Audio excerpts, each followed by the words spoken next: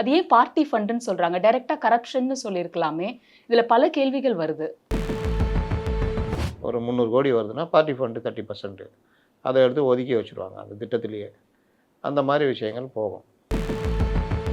ஊழல் பண்ணவும் விட மாட்டோம், ஊழல் பண்ணாலும் விட மாட்டோம், இதுக்கு முன்னாடி ஊழல் பண்ணவங்களையும் விட மாட்டோம் அப்படின்னு 4 ஆப்ஷன் சொல்கிறாரு. பார்ட்டி ஃபண்டாக அதை எப்படி எப்படிலாம் உருமாறி இருக்குன்றதை விட மாட்டோன்றாரு. உங்களுக்கு பிரச்சனை இல்லைன்னா கம்னு இருங்க. தனக்கு வேண்டிய ஒருத்தருக்கே 18 டெண்டர் கொடுத்துருக்காங்கன்னா நூற்றுக்கணக்கான கோடி ரூபா. முதல்வரை எதிர்த்து கேள்வி கேட்டார். இவர் என்னத்தை கேட்டார் அந்த சட்டசபையில்? உங்களுக்கு ஏதாவது ஞாபகம் இருக்கா? ஒரு வேண்டுகோள் மாதிரி தான் இருந்தது அது. அப்படி ஒரு இதுக்கு கோபம் வருதுன்னா முதல்ல உதயநிதிக்கு எதிராக வந்திருக்கணும். ஸ்கிரிப்டை பார்த்து முதலமைச்சர் பேசுகிறார் அப்படின்னு சொல்கிற எதிர்க்கட்சி தலைவர் ஸ்கிரிப்டை வைத்து தான் அவரும் படிக்கிறார். அப்ப அவங்க நடவடிக்கை எப்படி இருக்கும்? திமுகவை நோக்கி மட்டும்தான் இருக்குமா? இல்ல அவங்க மேல இருக்கிற வழக்குகளையும் பர்சியூ அது ஒரு பண்ணுவாங்களா? துன்பியல் சம்பவம். அப்போ ஊரடிச்சு உலையில போட்டவங்க ஆதாயத்தை தேடுறவங்களெல்லாம் கட்சிக்குள்ளே கொண்டு வந்து சேர்த்துக்கிட்டு, நான் தான் சொன்னேன், இவர்களுக்குள்ள ஒரு பனிப்போர் நடந்துகிட்டு இருக்குது. கட்சி யார் கைகளில் எடுத்துக்கிறதுன்னு புஷியானந்துக்கும் ஆதவ அர்ஜுனாக்கும்.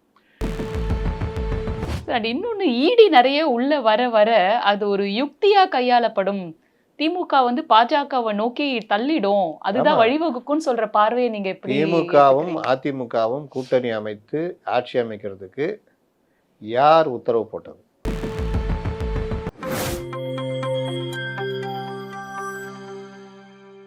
நியூஸ்பிக்ஸ் இந்தியா நேயர்களுக்கு வணக்கம். இன்றைய நேர்காணலில் நம்மோடு இணைந்திருக்கிறார் மூத்த பத்திரிகையாளர் திரு முத்தலீப் அவர்கள்.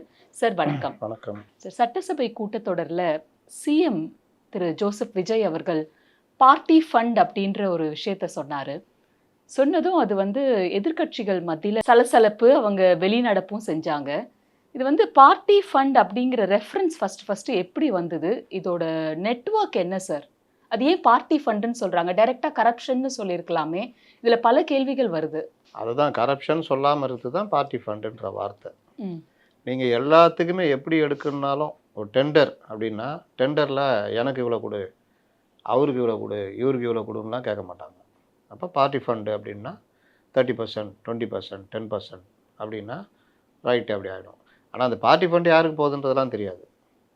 இன்றைக்கும் அதிகாரிகள்லேருந்து பலரும் பண்ணிக்கிட்டு இருக்கிறாங்க. இன்னும் பல இடங்களில் இப்போவும் இன்னும் நிறுத்தப்படலை அப்படின்னு தகவல் வந்துட்டு இருக்குது. ஏன்னா அரசே மாறினாலும் அதிகாரிகள் மாற மாட்டாங்க.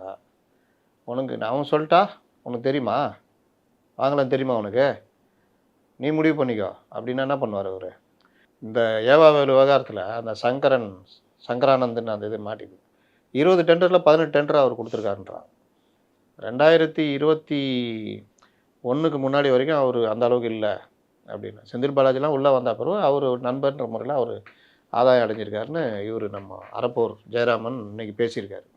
அப்போ இந்த மாதிரி விஷயங்களில் என்னென்ன முறை என்ன இவங்க கை காசு கொடுக்க போகிறதில்ல, ஆனால் முன்னாடியே கொடுத்துருவாங்க, அவ்வளோதான். மற்றபடி இவ்வளோ கோடி, ஒரு 300 கோடி வருதுன்னா பார்ட்டி ஃபண்டு 30% அதை எடுத்து ஒதுக்கி வச்சுருவாங்க அந்த திட்டத்திலேயே. அந்த மாதிரி விஷயங்கள் போகும்.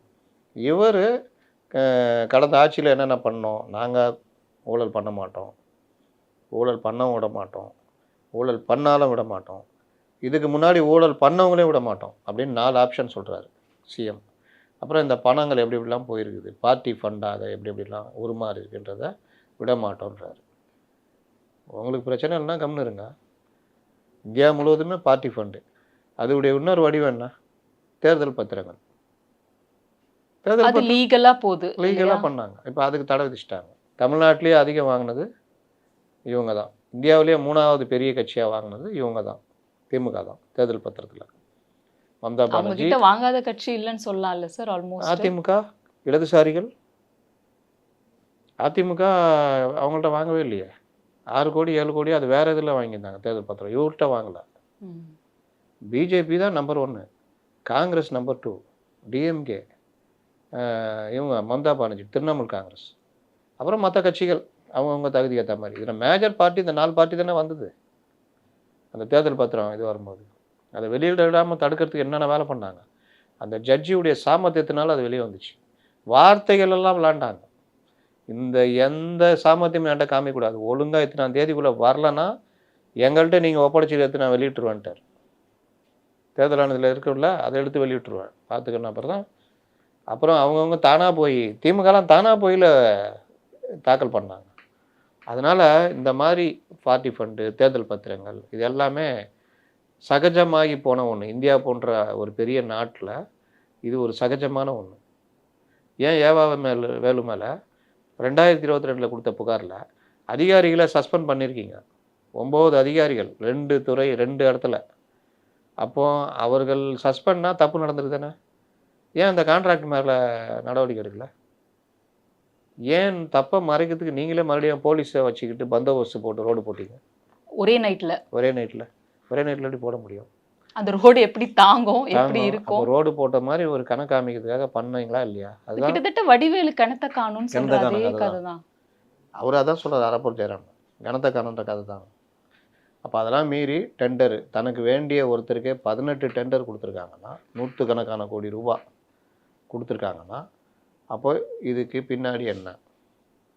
இதெல்லாம் தான் தோண்டி எடுக்கணும். இன்றைக்கி அவர் சொல்கிறாரு, நான் நிரபராதி, மிசாவையே பார்த்தவர்கள் நாங்கள். மிசாவை திமுக பார்த்துச்சு, நீங்கள் பார்த்தீங்களா? நீங்கள் அப்போ என்னவா இருந்தீங்க? பஸ் கண்டக்டராவா? அதுக்கு பிறகு எந்த கட்சியில் இருந்தீங்க? உங்கள் என்ட்ரியே பாக்கியராஜ் கட்சின்னு நினைக்கிறேன். அதுக்கப்புறம் அதிமுக அப்படி போய் திமுக வந்திருக்கீங்க. இதில் ஒரு மிஸ்ஸாவே பார்த்தாராம். மிஸ்ஸான்னு எழுதுன போர்டை பார்த்துருப்பாருன்னு நினைக்கிறேன்.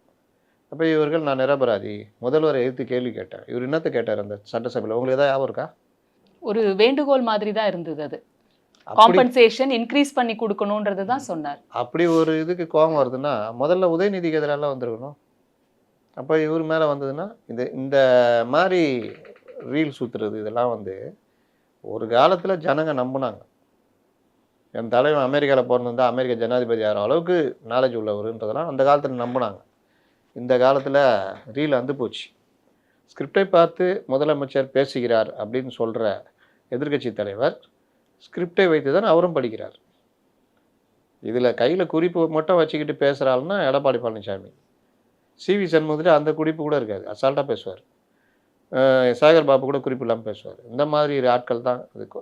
மற்றவங்களாம் பார்த்தீங்கன்னா பார்த்து தான் படிக்க முடியும். சார், இப்போ இதுக்கப்புறமா நடவடிக்கைகள் யார் மீதெல்லாம் தொடரும்? நிலுவையில் இருக்கிற எந்த வழக்குகள்லாம் ஸ்பீடப் பண்ணப்படும் சார்? இப்போ லஞ்ச ஒழிப்புத்துறை நேற்று ஏவாவேலு இதில் புகார் பண்ணியிருக்காங்க. அதில் எடுத்த ஆதாரங்கள், ஏற்கனவே இருக்கிற புகார், இந்த விவகாரத்தில் 11 பேர் மேலே வழக்கு போட்டிருக்காங்க. அதில் கூட்டு சதி, சீட்டிங்கு, இன்னும் பல பிரிவுகள். அப்போ இந்த விவகாரத்தில் அதை ஒட்டி இவர்கள்ட்ட எடுத்த ஆவணங்கள், அப்புறம் இந்த புக்குன்னுவாங்க, வேலை செய்யாமல் இல்லைன்னா அதில் எழுத மாட்டாங்க, இல்லை அதில் பதிவுலாம் இருக்காது. இப்போ அந்த மாதிரி விஷயங்கள், இவர்கள் எப்படிலாம் கையாடல் பண்ணாங்க, அது இப்போ இவர்கிட்ட ஏதாவது பணம் எடுத்திருந்தாங்கன்னா இன்னும் லஞ்ச ஒழிப்புத்துறை வெளியிடல என்னென்ன கைப்பற்றணுன்றது. அப்போ அந்த 40 லட்சம் எடுக்கலை, அது பொய் அப்படின்னு இவர் பேசியிருக்காரு. லஞ்ச ஒழிப்புத்துறை தான் சொல்லுவாங்க. வெளியிட்டாதான் 40 லட்சம்னு சொன்னது யார் சொன்னான்றது தெரியல. பத்திரிகைகள்ல பத்திரிகைகள்னா கூட போய் பார்த்தாங்க. அதனால் இந்த மாதிரி தான் உருட்டிக்கிட்டு இருக்கிறது. ஏராளமான ஆவணங்கள், பல்வேறு ஆவணங்கள், ஹார்ட் டிஸ்க்குகள், அது இதுன்னு ஊட்டி விட்ருவாங்க. பொதுவாக போடுறது நான் பிரிண்ட்லலாம் அப்படி தான் எழுதுறது, எதாவது எழுதியே தான் ஆகணும். இந்த சோதனையில் பல்வேறு ஆவணங்கள், ஏராளமான ஹார்ட் டிஸ்க்குகள், கம்ப்யூட்டர் உபகரணங்கள், டிஜிட்டல் ஆவணங்கள், இதெல்லாம் என்னென்னா நமக்கு வார்த்தையில் தெரியுமோ அதெல்லாம் கைப்பற்றப்பட்டதுன்னு போட்டுருவோம். அந்த மாதிரி எழுதுறது தான் அது. அதனால் 40 லட்சம்னு எவனோ ஒருத்தன் எழுதியிருப்பான். நம்ம ஊரில் தான் காக்கா கூட்டம் தானே, ஒருத்தன் எழுதிட்டா 10 பேர் அதே பேசுவான், டிவி டிபேட்டில் போயிடுவான். நிலக்கரி வெளிநாட்டிலேருந்து இறக்குமதி ஆகுதுல்ல, எவ்வளோ இறக்குமதி ஆகுது? இப்போ ஒரு 500 கோடி ரூபாய்க்கு வாங்குறாங்க, கப்பலில் வருது 10,000 டன்னு அப்படின்னா, இங்கே அவ்வளோதான் வந்துச்சுன்றதுக்கு எந்த செக் பண்ணுறதுக்கான எந்த இதுவும் கிடையாது.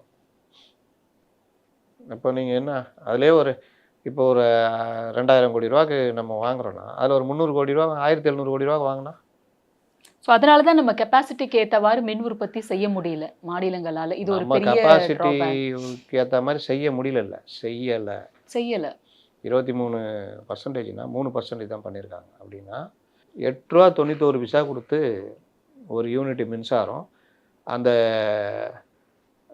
அதாவது குறுகிய கால ஒப்பந்த அடிப்படையில் வாங்குறாங்க. அது நீண்ட கால ஒப்பந்தம்னா ₹6 சில்லரை தான் ஆகும் ஒரு யூனிட்டுக்கு. மெகாவாட்டு கிலோவாட்டில் வாங்கினா யோசிச்சு பார்த்துங்க எவ்வளோன்னு ஆகும். அப்போ மின் தேவைக்கு ஏற்ற மாதிரி குறுகிய கால இதை போட்டு வாங்குறேன்னா யார் மூலமாக எப்படி ஆதாயம் வருது? இந்த மாதிரி பல விஷயங்கள். சோலார் இது தனியார்கிட்ட வாங்கின சில இதெல்லாம் வந்து இஷ்டத்துக்கு போகுது, அதுவும் 9 ரூபா வரைக்கும் போகுது. அப்போ இந்த மாதிரி விஷயங்கள்லாம் இது சரி நம்முடைய இன்ஃப்ராஸ்ட்ரக்சரை இம்ப்ரூவ் பண்ணியிருக்காங்களா துணை மின் நிலையங்கள் அமைக்கிறதுன்னு பார்த்தீங்கன்னா, எல்லா பீரியட்லேயுமே இவங்க அப்பா காலத்தில் தான் இருக்கிறதுலே அதிகம் 2006-11. ஆனால் அப்போ தான் மின்வெட்டு அதிகம். அப்போது அந்த அமைச்ச மாதிரி கணக்கு காமிச்சாங்களா என்ன பண்ணாங்களோ தெரியாது, வேலை நடக்கலை. ஏடிஎம்கே பீரியடில் 250 துணை மின் நிலையங்கள், 220 துணை மின் இப்படிலாம். கடைசியாக இவர் இதில் செகண்ட் ஹையஸ்ட்டு யார் 16-21. ஆனால் இவர்கள் பீரியடில் 129 துணை மின் நிலையங்கள்.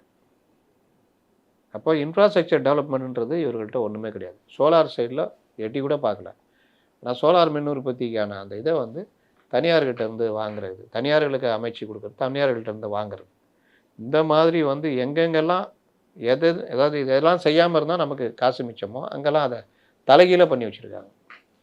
ஆள் வந்து இந்த சப்கான்ட்ராக்டு போட்ட பணியாட்கள், ஆள் பற்றாக்குறை, கான்ட்ராக்ட் லேபர்ஸ். என்ன கான்ட்ராக்ட் லேபர்ஸு எவ்வளோ பேர் பண்ணீங்க, எவ்வளோ பேர் எடுத்தீங்க, எதுவுமே வந்து கணக்கில் இல்லைன்றார் அவர். 5000 சில்லற பேர் கேங்மேனுக்கு எடுத்துகிட்டு அவங்களுக்கு பணி நியமனம் எதுவுமே இல்லாமல் அந்தரில் நின்றுருந்தாங்க. ஆனால் அவங்கெல்லாம் பணம் கொடுத்துருக்காங்க அப்படின்றார். இந்த தடவை நாங்கள் அதெல்லாம் பார்க்காம அவர்களே நாங்கள் வேலைக்கு எடுத்துக்குவோம் அப்படின்றாரு. சார், இப்போ இந்த வழக்கோட அடுத்த கட்டம் என்னவா இருக்கும் சார்? எந்த வழக்கு? ஏவா வேலு அவர்களுடைய வழக்கோட அடுத்த சார்ஜ் ஷீட் போடுவாங்க. வழக்கு பதிவு பண்ணிட்டாங்க. அப்புறம் இப்போ இடி விசாரணை உள்ள நடத்தி வரதுக்கு சார்ஜ் ஷீட் பண்ணாங்க, இடி வரும். ஏன்னா உங்களுக்கு ப்ரெடிகேட் அஃபென்ஸ் இருக்குது, எஃப்ஐஆர் இருக்குது, இடி உள்ள வரும். சார், கேஎன் நேரு அவர்களுடைய வழக்கு இதுக்கப்புறம் எப்படி இருக்கும் சார்? அந்த வழக்கம் இதே தான். ஏன்னா அதுலயுமே வந்து இடியே ரெஃபரன்ஸ் சொல்லியிருந்தாங்கல்ல, பார்ட்டி ஃபண்ட் அப்படின்னு. அதோட பின்னணி கொஞ்சம் அதில் எஃப்ஐஆர் போட்டு உங்களுக்கு எஃப்ஐஆர் போட்டு அவங்க ப்ராசஸ் பண்ண ஆரம்பிச்சிட்டாங்கன்னா இடி அவர்களுடைய இதை ஒர்க் பண்ண ஆரம்பிச்சிடுவாங்க. அவர்கள் வந்து இதில் வந்து வேறு ஏதாவது கூடுதலாக ரெய்டு ஏதாவது பண்ணணும், இல்லை வேறு ஏதாவது தகவல் வேணும்னா அந்த விசாரணைக்கு அவங்க பிஎம்எல் ஆக்டில் ஏற்கனவே வழக்கு பதிவு பண்ணால் தான் அவங்க பண்ண முடியும். அதில் அவங்க வழக்கு பதிவு பண்ணி அவங்க இசிஐஆர் போட்டு எஃப்ஐஆர் மாதிரி அவங்க இசிஐஆர் போட்டு அவங்க சார்ஜ் ஷீட் தனியாக என்னென்ன இதெல்லாம் நடந்திருக்குன்றதை அவங்க பண்ணுவாங்க. கூடுதலாக அவர்களுடைய இது சார்ஜ் ஷீட்டுக்கு வசதியாக சம்மன் கொடுத்து விசாரணை இல்லை ரெய்டு இந்த மாதிரி பண்ணி அவர்கள் தனியாக பண்ணுவாங்க. வேற என்னென்ன வழக்குகள்லாம் திரும்ப தோண்டி எடுக்கக்கூடிய சாத்தியக்கூறுகள் இருக்கு சார்? தோண்டி ஹிட் எடுக்கணும். லிஸ்ட் அப்படின்னா அடுத்து யாரு சொல்வீங்க? எந்த பொதுப்பணித்துறை, பத்திரப்பதிவு, நீர்வளத்துறை, பழைய மணல், டாஸ்மாக்கு. அது டாஸ்மாக் வந்து டாஸ்மாக் தான் முதல்வர் ரெஃபரன்ஸ் சொன்னார்ல, பார்ட்டி ஃபண்ட்னு டைரக்ட் ரெஃபரன்ஸ் அதுல தான் ஆமாம். சொன்னாரு. ஏன்னா டாஸ்மாக் வந்து உங்களுக்கு என்னென்ன வகை, அதாவது நம்முடைய விற்பனை இப்போ டாஸ்மாக்குன்னு ஒன்று கொண்டு வந்தது காரணம் ஒயின் ஷாப்புன்னு முதல்ல ப்ரைவேட்டில் இருந்தது. அவங்க எடுத்து நடத்தியிருந்தாங்க. அதில் ஏகப்பட்ட இது அரசுக்கு எந்த வருமானம் இல்லை. வெறும் ஒரு தடவை ஒயின் ஷாப்னு பர்மிஷன் கொடுத்துட்டா அவன் பார் வச்சுக்கிட்டு எல்லாம் தனியார்கள் தான் சம்பாதிச்சிருந்தாங்க, கட்சிக்காரனுங்க எல்லாம். அதை ஜெயலலிதா ஒழுங்குபடுத்தி அந்த வருமானம் அரசுக்கு வர மாதிரி டாஸ்மாக் கொண்டு வந்தாங்க. அப்போ டாஸ்மாக் வரும்போது டாஸ்மாக்குக்கு போகிற சரக்குக்கு இணையான சரக்கு சட்டவிரோத அங்கீகரிக்க லைசன்ஸ் இல்லாத பார்கள் அப்போனா அவ்வளோ இருந்திருக்குது. அதற்கு இணையாக இருந்திருக்கு. 4000 சில்லற பார்கள்னா அரசு பார்னா, அரசு அங்கீகரிக்கப்பட்ட பார்னா அதுக்கு இணையாக இருந்திருக்கு. அந்த பார்களுக்கு சப்ளை. அப்போனா இங்கே வந்து நீங்கள் 140 ரூபாய்க்கு ஒரு குவார்ட்டர் விற்கிறீங்கன்னா ஒரு 100 ரூபாய்க்கு இவங்க ஆலைகள்கிட்டேருந்து கொள்முதல் பண்ணுறாங்கன்னா ஒரு குவார்ட்டரு 140 ரூபாய்க்கு விற்கிறாங்கன்னா இதே அந்த குவார்ட்டர் தயாரிக்கிறதுக்கான செலவு 60 ரூபா ஆகுதுன்னா இங்கே அதுக்கு ஈக்குவலான இதை இவர்கள் அந்த 60 ரூபா வந்து 150 ரூபா 160 ரூபா வச்சு இந்த மாதிரி பார்களுக்கு கொடுத்துருவாங்க. அவர்கள் வாங்கி 200 ரூபா 250 ரூபான்னு விற்றுக்குவாங்க. ஏன்னா பார் தானே, பாரில் குடிக்கும் போது உங்களுக்கு எக்ஸ்ட்ரா காசு வரும். அப்போ இந்த காசு வந்து நமக்கு வந்து குடிக்க வேண்டிய கன்சியூமரு இந்த தனியார் பார்லேயும் குடிக்கிறான். அப்போ இதுக்கு வர வேண்டிய வருமானத்துடைய ஈக்குவல் இது வந்து தனியாக போகுது அப்படின்னு இடி வந்து குற்றச்சாட்டு வச்சுருக்குது. அப்படின்னா 60,000 கோடி ரூபா ஒரு வருஷத்துக்கு டாஸ்மாக் மூலிமா வருதுன்னா அதே அளவுக்கு அதோட அல்லடா அது ஒரு 60% வச்சிங்கன்னா ஒரு 40,000 கோடி ரூபா வெளியில் ஃப்ளோ ஆகிக்கிட்டு இருக்குது அப்படின்றாங்க. இது எல்லாத்தையுமே எடுத்து தான் அவர்கள் ரைடெல்லாம் பண்ணுது, ஐஏஎஸ் ஆஃபீஸர்லேருந்து எல்லாம். அதுக்கு இவர்கள் சட்ட ரீதியாக போய் எங்களை முடக்கி வைத்தார்கள் அது இதுன்னு. இங்கே அதை ஒத்துக்கலை, ஹைகோர்ட் ஒத்துக்கலை. ஆனால் உச்சநீதிமன்றம் இடைக்கால தடை விதிச்சு எப்படி நீங்கள் இது பண்ணலாம், மனித உரிமை மீறல் அதுன்னு சொல்லி சில பேருக்கெல்லாம் ரிலீஃப் கொடுத்தாங்க. அதுக்கப்புறம் அந்த வழக்கு இடைக்கால தடை என்ன ஏதுன்னு கேட்காம 7 செகண்டில் இடைக்கால தடை கொடுத்துட்டாங்க. எங்களுடைய வாதம் நாங்கள் பண்ணோன்னா ஆஃப்டர் வெக்கேஷன் கோர்ட்டுன்ட்டாங்க. ஆஃப்டர் வெக்கேஷன் கோர்ட்டில் வந்து இடி சொல்லுச்சு, எங்களுக்கு இந்த அதிகாரம் இருக்குது, பிஎம்எல் ஆக்ட் பிரகாரம் எங்களுக்கு கிடைச்ச ஆதாரத்தை வச்சு நாங்கள் இதெல்லாம் பண்ணுவோம், எங்களுக்கு அந்த ரைட்ஸ் உண்டு, பிஎம்எல் ஆக்டில் இப்படிலாம் பண்ணுறதுக்கு எங்களுக்கு இருக்குது, எங்களுக்கான அந்த டிஜிட்டல் ஆதாரங்கள் மற்றது எடுக்கிறதுக்கு எங்களுக்கு அந்த இதெல்லாம் உண்டுன்னு. அப்படியா இருக்கா, உங்களுக்கு அவ்வளோ அதிகாரம் இருக்கா, சரி அப்போனா நீங்கள் என்ன செய்யுங்க, இந்த விஜய் மண்டல் வழக்கு ஒன்று இருக்குது, இடிக்கு அதிகாரம் இருக்கா இல்லையான்றது சம்மந்தமாக நீண்ட காலமாக அந்த வழக்கு இருக்குது, அதோடைய தீர்ப்பு வரும், அதுக்கப்புறம் நீங்கள் முடிவு பண்ணீங்கன்னு அந்த இதை ஒரு இதை சொல்லிட்டு போயிட்டார் அவர். இடைக்கால தீர்ப்பு, இடைக்கால தடையா இல்லை அது நீக்கமா, எதுவுமே இல்லை, இதான் நீதிமன்ற நடைமுறைகள். அப்போ அது அப்படியே நிற்கிது. அப்போ அந்த விஜய் மண்டல் வழக்கு என்றைக்கு வரும், போன டிசம்பரில் வர வேண்டியது தீர்ப்பு, அதுவும் அப்படியே நிற்கிது. அப்போ இந்த கவர்மெண்ட்டை அதை புஷ் பண்ணி எங்களுக்கு அந்த இதை கொடுக்கணும், ஒன்று ரிவோக் பண்ணி கொடுங்க, இல்லை ஏதாவது பண்ணி கொடுங்க, இதுக்கு ஒரு தீர்வு வேணும் அப்படின்னு கேட்டால் டாஸ்மாக்கு மறுபடியும் உயிர் வந்துடும் இந்த ரைடு. அப்போது இவர்கள் எந்தெந்த வகையில் இதை தடுக்கிற வேலையை பண்ணாங்கன்னு, நேர்மை அப்படின்னு பேசுறதை தாண்டி இந்த நடவடிக்கைகளை தடுத்து நிறுத்தினதில் சாமர்த்தியம், அதில் மெச்சிக்கலாம் அவங்கள. ஆனால் இதை பண்ணிவிட்டு நாங்கள் பார்த்தீங்களா எங்கள் மேலே ஏதாவது நேற்று கூட முதல்வர் பேசுகிறார், இதுவரை போட்ட வழக்குகளில் எதிலாவது தண்டனை கிடைச்சிருக்கிறதா அப்படின்னு. ஏங்க ஜெயலலிதா மேலே நீங்கள் போட்ட வழக்குக்கே 18 வருஷம் கழிச்சு தாங்க தண்டனை கிடைச்சிது. எந்தெந்த வகையில் அலைக்கழிக்க முடியுமோ அலைக்கழிச்சாங்க. கடைசியில் குன்ஹான் வந்து தான் அவர் கொடுத்தாரு. அப்போ சட்டத்தில் இருக்கிற அந்த சந்து பொந்துகளை எப்படிலாம் பயன்படுத்த முடியுமோ அதை அதிகாரத்தில் உள்ளவர்கள், பணம் படைத்தவர்கள், வசதி படைத்தவர்கள் பயன்படுத்துகிறாங்க. சரி, எந்த அரசு மாறினாலும் இந்த மாதிரி ரெய்டு பண்றது, வழக்கு பதியறதெல்லாம் ஆரம்ப கட்டத்துல இருக்கும். அதுக்கப்புறம் அப்படியே ஸ்லோ டவுன் ஆயிடும்ன்றாங்க. ஏன்னா சென்ற முறை பார்க்கும் பொழுதும் டிஎம்கேல கவர்னர் பர்மிஷன் கொடுக்கல நம்ம அப்படின்னாங்க. வயசுக்கு, உங்கள் வயசுக்கும் சரி, என் வயசுக்கும் சரி, அப்போ இந்த மாதிரி நம்ம பார்த்தது எல்லாமே இந்த திராவிட கட்சிகள் தான். இவர்கள் மாறி மாறி வரும் பொழுது இவர்கள் ஆட்சியை பிடிப்பதற்காகவும் தேர்தல் வாக்குறுதிக்காகவும் வீரவசனங்கள் பேசுவது அல்லது அந்த நேரத்துக்கு ஏதாவது ஒரு நடவடிக்கை எடுப்பது. அதை எடுத்த பிறகு இப்போ இன்றைக்கி ரெய்டு போகிறாங்க, நான் எல்லோரும் இப்போ பேசிக்கிட்டு இருக்கிறோம். இந்த ரெய்டுடைய முழுமையான இது என்ன, ஆதாரங்களை திரட்டி அதுக்கு விசாரணைக்கு உட்படுத்தி சம்மந்தப்பட்டவர்களை விசாரித்து ரெய்டில் கிடைச்ச ஆதாரத்தை வச்சு வேறு ஏதாவது கூடுதலாக இது பண்ணி இதை வச்சு சார்ஜ் ஷீட் போட்டு இந்த வழக்கை நடத்தி விரைவாக நடத்தி தண்டனை வாங்கி தரணும். நீங்கள் 2001 இவர் துரைமுருகன் மேலே போட்ட சொத்து குவிப்பு வழக்கு 25 வருடங்களுக்கு இப்போவும் அவர் ஏதோ ரிலீஃப் கேட்குறாரு, தர முடியாதுன்னு சொல்கிறாங்க. இப்போவும் அப்படி தான் இருக்குது. இந்த மாதிரி பல அமைச்சர்கள், ஜெகத் ரட்சகன்லாம் பயங்கர ரிலீஃப் வாங்கிட்டு போயிட்டார்.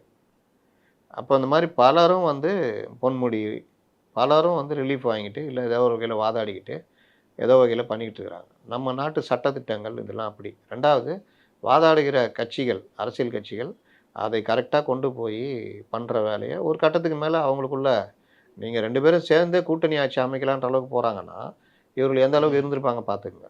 மணல் முறைகேடு பற்றி அதிமுக கடந்த ஆட்சியில் என்னைக்காவது ஒரு வாய் திறந்து ஒரு வார்த்தை யாராவது பேசியிருப்பாங்களா சொல்லுங்கள்.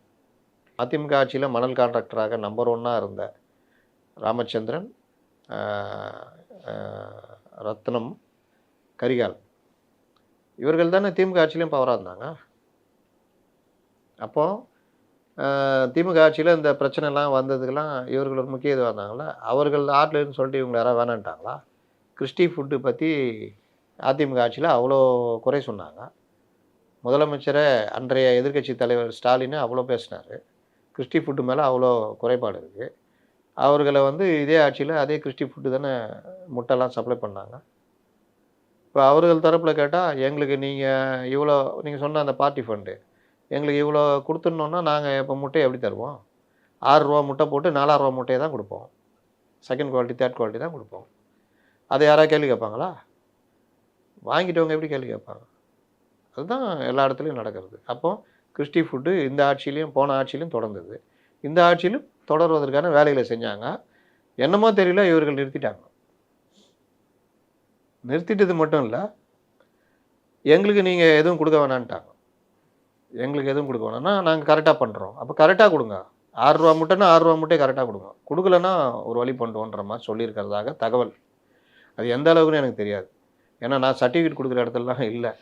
ஏன்னா வர ஏன்னா இப்போ தகவல் அதிமுகலயும் ஊழல் குற்றச்சாட்டு பட்டவங்க நிறைய பேர் வந்து தாவேகால இணையறாங்க. இப்ப விஜயபாஸ்கர் அவர்களும் வந்து இணைய போறாரு. அது ஒரு அப்ப அவங்க நடவடிக்கை எப்படி இருக்கும்? திமுகவை நோக்கி மட்டும் தான் இருக்குமா? இல்ல அவங்க மேல இருக்கிற வழக்குகளையும் பர்சியூ அது ஒரு பண்ணுவாங்களா? துன்பியல் சம்பவம். அதாவது ஊழலுக்கு எதிராக பிராக்கெட்ல திமுக ஊழலுக்கு எதிராக அப்படியா? அப்படிதான் உங்கள கேட்கிறேன் சார். அதான் கேட்குறேன். நானும் கேட்குறேன். அதனால அப்படிதான் புரிஞ்சுக்கப்படுது. நான் அடிக்கடி இதை பதிவு பண்ணிட்டே இருக்கேன். தாவேகாவுக்கு தான் மக்கள் வாக்களிச்சாங்க. தாவேகா தனித்து விடப்பட்டது. தாவேகா ஒன்றுமில்லாமல் போயிடும் நினச்சி தனித்து விடப்பட்டது. எல்லோருமே நினச்சோம் 10 சீட்டுக்கு மேலே ஜெயிக்க முடியாது. ஆனால் மக்களுக்கு 2 திராவிட கட்சியும் பிடிக்கல. அதே நேரம் இவருக்கு முழு மெஜாரிட்டி கொடுக்காம 108 கொடுத்தாங்க. அது வந்து என்னென்னா இயற்கையாகவே அவருக்கு இந்த அரசியல் கட்சிகளை பற்றி ஒரு புரிதல் ஏற்படணும்னு ஒரு வாய்ப்போ என்னன்னு தெரில. அது அவர் போராடி இன்றைக்கி ஆட்சியில் உட்காந்துட்டார். கூட்டணி அரசு அமைஞ்சிடுச்சு. இன்னொரு நல்ல விஷயம், திமுக கூட்டணி கூடாரமே காலி ஆகிடுச்சு. இப்போ கடைசியாக ஒருத்தர் கதவை இழுத்து பூட்டு வெளியே வர போகிறாரு, வைகோ. அப்போ இந்த மாதிரி பல நல்ல சம்பவங்கள் இந்த மே ஜூனில் நடந்துச்சு. அப்போ இதில் வந்து இவர்கள் முழுவதும் இந்த மக்கள் 35% வாக்குகளை கொடுத்தது விஜய்க்கும் விசிலுக்கும் மட்டும்தான். ஆனால் இவர்களுடைய ஆட்சியை தக்க வைத்துக் கொள்வதற்காக இவர்கள் அதிமுகவிலிருந்து இறக்குமதி செய்கிற வேலையை ஏன் செய்கிறாங்கன்னு கேட்குறேன். இன்றைக்கி நீங்கள் மெஜாரிட்டியில் இருக்கீங்க. அடுத்த 6 மாதம் உங்களை அசைக்க முடியாது. அந்த 6 மாதத்தில் நீங்கள் வந்து உங்களை வேறு ஏதாவது பண்ணால் கூட நீ மீண்டும் வச்சா நீங்கள் தான் தேர்தலில் ஆட்சியில் ஜெயிப்பீங்க. இருந்தாலும் இவர்கள் ஒரு பயம். சரி, பயப்படுறீங்க. ஒரு 5 எம்எல்ஏ ஒரு 10 எம்எல்ஏ சேர்த்துக்கிறீங்க. அதுலையாவது ஃபில்ட்ரு பண்ணி சேர்க்கக்கூடாதா? புதுசாக ஜெயித்தவங்க வேறு கட்சியிலேருந்து வர்றாங்க, ரைட்டு வாங்கப்பா, நாங்கள் இதில் இதெல்லாம் வச்சுருக்கோங்க. விஜயபாஸ்கர்லாம் நீங்கள் எப்படி சேர்க்க முடியும்? அப்போ அந்த குட்கா ஊழல்னா ஆகும். இந்த மாதிரி பல விஷயங்கள் இருக்குது. இவர்கள் சேர்த்துக்கிட்ட பல ஆட்கள் பலரும் வந்து ஊழல் வழக்குகளில் இருக்கிறவங்க. எல்லாவற்றிற்கும் மேலாக இப்போ இவர்கள் சொல்கிறாங்கல்ல, கலெக்ஷன் கரப்ஷன் கமிஷன் இல்லாத ஒரு ஆட்சி நாங்கள் கொண்டு வருவோன்னு. இதை தான் திமுக சொல்லிச்சு. ஆனால் இருக்கிறதே எக்ஸ்ட்ரீம் போயிட்டாங்க. இப்போ இவர்கள் சொல்லியிருக்காங்க ஆரம்பம் நல்லாயிருக்கு. அப்போ இந்த மாதிரி ஆட்களை உள்ளே சேர்த்துட்டிங்கன்னா அடுத்தடுத்த கட்டங்கள் நல்லா இருக்குமா அப்படின்ற கேள்வி எல்லாருக்குமே வரும். இவர்களை வச்சுக்கிட்டு நீங்கள் எப்படி நேர்மையை பற்றி பேச முடியும்?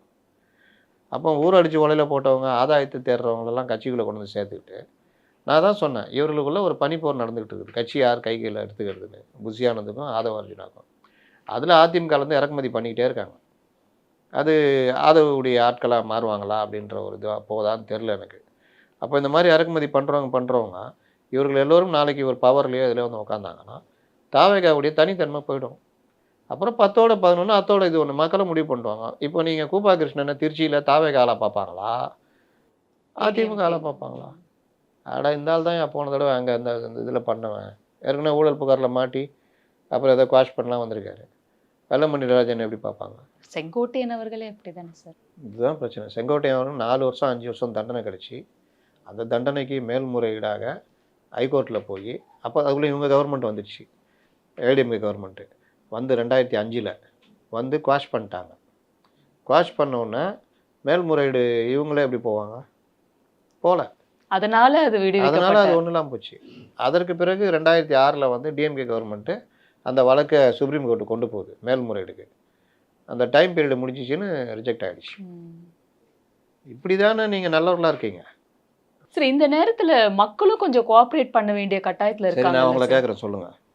நீங்கள் பத்திரப்பதிவு பண்ண போகிறீங்க, எதுவுமே காசு கிடையாது அப்படின்னு கவர்மெண்ட்டு சொல்லிடுச்சு. அமைச்சர் வாங்குறதில்ல, பார்ட்டி ஃபண்டு கிடையாது. நீங்கள் போய் போகிறீங்க. அப்போ அவங்க சொல்கிறாங்க அந்த மாதிரி இதாகணும், 100 ரூபா கொடுக்குற இடத்துல 50 ரூபா கேட்குறாங்க. நீங்கள் என்னங்க, அவங்க ஒன்றுமே கிடையாது, நேர்மையாக என்ன கட்டணுமோ அதை கட்டிட்டு பண்ணிட்டு வாங்கன்றாங்க. அப்படியா? சரி, சில பிரச்சனைலாம் இருக்குது, நான் பெண்டிங்கில் போடுறேன். என்னங்க எப்படி சொல்கிறீங்கன்னா, ஆமாம், உன்ட்ட 1000 பிரச்சனை வச்சு இது பண்ணுவேன், நான் அதெல்லாம் பார்த்து தான் பண்ணி தரணும். நாளைக்கு எதாவது பிரச்சனை நான் தான் அவர் சொல்லுவார், அதுக்காக நான் வந்துட்டு நான் 100 ரூபா கேட்டேன், ஒரு 30 ரூபா கொடு அப்படின்னா நீங்கள் எப்படி பார்ப்பீங்கன்னா, பரவாயில்லப்பா 100 ரூபா கொடுக்குறதுல நீ 30 ரூபா செலவு, சரி விடு, நஷ்டத்தில் ஒரு லாபம் அப்படின்ட்டு 30 ரூபா. பிரச்சனை எல்லா பக்கத்துலையும் இருக்குது சார். எந்த பில்டிங் வயலேஷன் இல்லாமல் கட்டுறாங்க சார். இது மோசமாக ஊறி போன ஒரு விஷயம். வயலேஷன் இல்லாமல் இன்றைக்கி பல தெருக்கள் சுருங்கி போச்சுங்க. எனக்கு தெரிஞ்சு நான் சின்ன வயசில் விளையாடின தெரு இந்த எழும்பூர் தொகுதியில் இருக்குது, லப்பை தெருன்னு. அங்கே ஒரு லாரியே போகும், மண் லாரி இருக்குல்ல, அந்த லாரி போகும். எங்கள் அண்ணன் வேன் வச்சுருந்தார், அது போகும். சாதாரணமாக வண்டியை கொண்டு வந்து ஒரு சைடில் விட்டுட்டு மற்ற வண்டிகள் போகிற அளவுக்கு இடம்லாம் இருக்கும். இன்றைக்கி முழுவதும் அப்படி சுருங்கிச்சு தெரு. இருசக்கர வாகனங்கள் ஃபுல்லாக பார்க்கிங்கு. ஒரு பைக் போக முடியல. ஒரு பைக் போனால் நடந்து வரவர் ஏதாவது ஒரு பைக் கேப்புக்குள்ளே நின்றுட்டா பிறகு போக முடியுது. அந்த அளவுக்கு சுருங்கி போச்சு. இது வந்து உதாரணத்துக்கு சொல்கிறேன், நான் பார்த்தது. இந்த மாதிரி சென்னையில் பல இடங்கள், பல பில்டிங்கள் பால்கனியை வளர்க்குறது. கீழே தானே பிரச்சனை, மேலே பால்கனியை வளர்க்குறது. இப்படியே பண்ணி இதுக்கெல்லாம் யார் அப்ரூவல் கொடுத்தது? இதை யார் கண்டுக்காமல் விட்டது? ராம்சார் நிலத்தில் உங்களுக்கு அந்த இதை யார் அப்ரூவல் கொடுத்தது? இன்றைக்கி யோகியர்கள் வேஷம் போடுறாங்களே, அன்றைக்கி தலைப்படாக அடிச்சுக்கிட்டாரு அவர் அரப்பூர் ஜெயராமன். ஏதாவது புகாரை கையில் எடுத்தீங்களா? நீதிமன்றமே தடை விதிச்சுது பண்ணக்கூடாதுன்னு. அதை மீறி தானே கொடுத்தீங்க அந்த நிறுவனத்துக்கு. கிட்டத்தட்ட 2000 கோடி ரூபா. இன்னைக்கு என்ன ஆச்சு? இப்போ கேன்சல் பண்ணது ஒரு வரவேற்கத்தக்க விஷயம். இவங்க கிண்டல் பண்ணாங்களே ஒரு அமைச்சர், சுற்றுலாவா சுற்றுச்சூழலா தெரிலன்னு, அவர் தானே கேன்சல் பண்ணார். அப்புறம் சிஎம்டிஏ முறைப்படி ரத்து பண்ணி விட்டுச்சு. அப்போ இந்த மாதிரி விவகாரங்கள்லாம் பண்ணிக்கிட்டே இவர்கள் எவ்வளோ தைரியமாக பேசுகிறாங்க, எவ்வளோ தைரியமாக பேசுகிறாங்க, ஓங்கி நின்று பேசுகிறாங்க.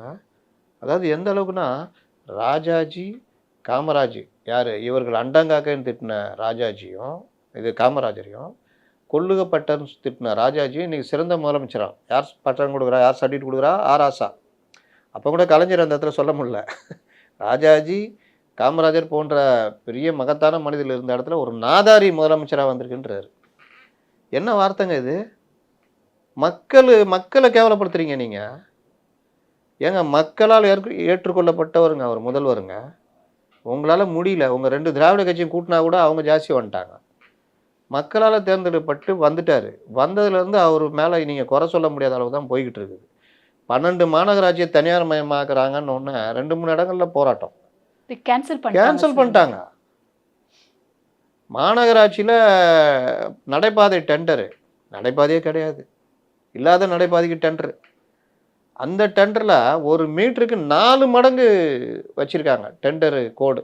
அப்படின்னா என்ன அர்த்தம்? நீங்கள் வந்து உங்களுக்கு வேண்டிய ஆளை டெண்டர் கொடுக்கறது ஒரு வகையான அயோக்கியத்தனம். 2வது அயோக்கியத்தனம், அரசு வரி பணத்தை வீணடிக்கிற மாதிரி 4 மடங்கு ஒரு மீட்டருக்குன்னா, நீங்கள் என்ன 184 டெண்டரு, பல 100 கிலோமீட்டர் இருக்கும். அப்போ எவ்வளோ பணம் வந்து ₹1 செலவிடத்தில் ₹4 வச்சுருக்காங்க. அப்போ இந்த மீதி ₹3 எங்கே போகும்? யாருக்கெல்லாம் போகும்? அதுக்கு பேர் தான் பார்ட்டி ஃபண்டு. அப்போ இதை வந்து இன்றைக்கி ரத்து பண்ணியிருக்காங்க. நாங்கள் மறுபடியும் ஆய்வு செஞ்சு பண்ணுவோன்னு. மின் வாரியத்திலேயே இவங்க என்ன பண்ணுறாங்க, கொள்முதலில் பிரச்சனை வந்ததா இல்லையா, சிபிஐ நீதிமன்றம் உத்தரவு போடுது சிபிஐ வழக்குக்கு டிரான்ஸ்ஃபார்மரில். ஏன்னா நேற்று செந்தில் பாலாஜி உட்காந்து ரொம்ப பரம யோகியர் மாதிரி பேசிகிட்டு இருக்காரு. நாங்கள் டிஎன்பிசியில் எடுத்த ஆளை தான் நீங்கள் கொடுக்குறீங்கன்னு. இந்த டிஎன்பிசி எடுத்த ஆட்களை பணி நியமனம் செய்கிறதுல தானே பிரச்சனை வருது.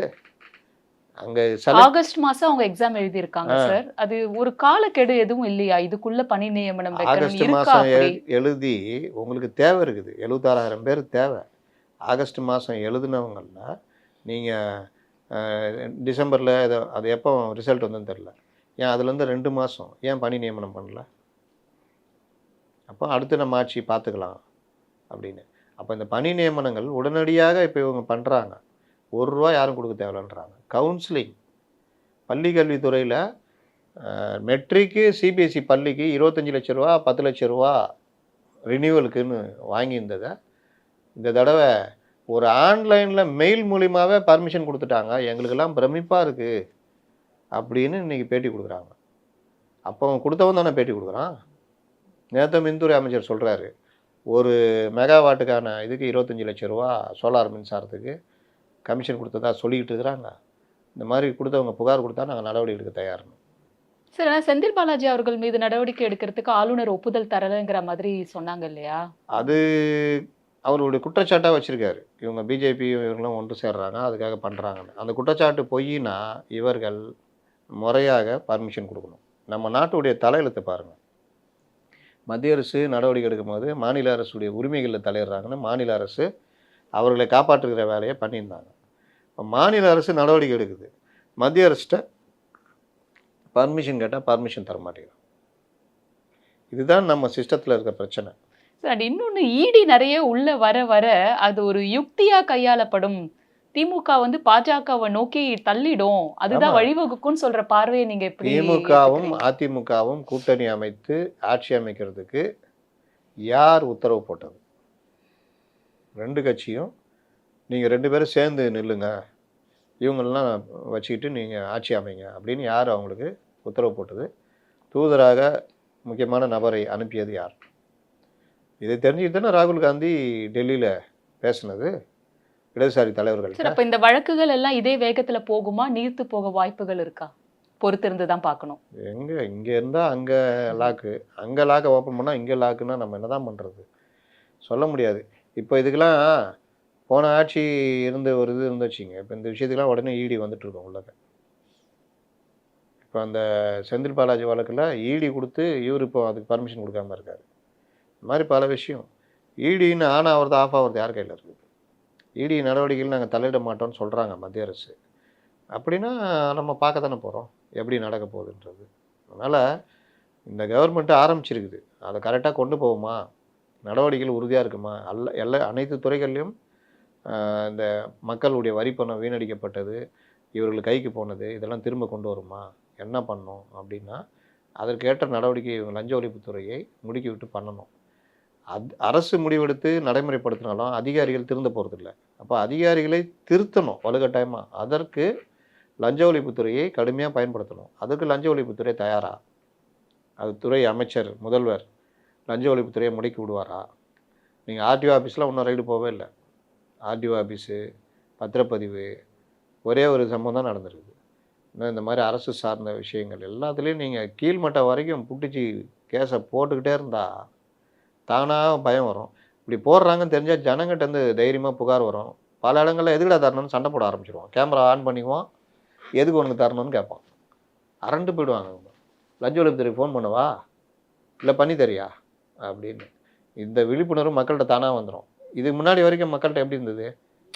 வேலை நடந்தா போதும், கொடுத்து தொலைச்சிருவோம், போயிட்டு என்ன பண்ணினா ரொம்ப முறைச்சா எங்க கம்ப்ளைண்ட் பண்ணாலும் வேலை நடக்காது, அதுக்கு இன்னொன்று பணத்தை நம்ம மேலே கேஸை கொடுத்துடலாம். போட்டுருவோம். அரசு ஊழியரை பணி செய்ய விடாமல் தடுத்தார் அப்படின்னு கேஸை போட்டுருவோம். எதுக்குடா வம்புன்னு.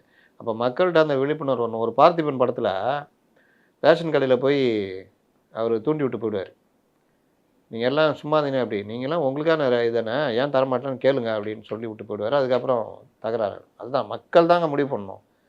மக்கள் தான் வாக்களிச்சு ஒரு அரசை தேர்ந்தெடு. அதே மக்கள் தான் ஊழலுக்கு எதிராகவும் தைரியமாக நிற்கணும். தரமாட்டேன்டா, தரேன், வேணும்னா எனக்கு சொல்லு, இந்தா வீடியோ ஆன் பண்ணிடுறேன் சொல்லு அப்படின்னு பண்ணணும். இந்த மாதிரிலாம் பண்ண ஒரு புரட்சி வந்துடும். மற்ற ஸ்டேட்லலாம் இருக்குங்க சாதாரணமாக. இங்கே ஊழல்னு அது கொள்ளடிக்க ஆரம்பிச்சிட்டாங்க. எப்படின்னா 10 ரூபா வாங்குறதுல அப்படியே தைரியம் வந்து 100 ரூபா கொடுத்தா தான் வேலை நடக்கும் அப்படின்ற மாதிரி கொண்டு வந்துட்டாங்க. அது எல்லாத்தையும் தடுக்கணும். என்ன கேட்டால் லோக்பால் கொண்டு வரதுக்கு இந்த அரசு முயற்சி எடுக்கணும்னு தான் என்னுடைய வேண்டுகோள். நன்றி சார். நன்றி.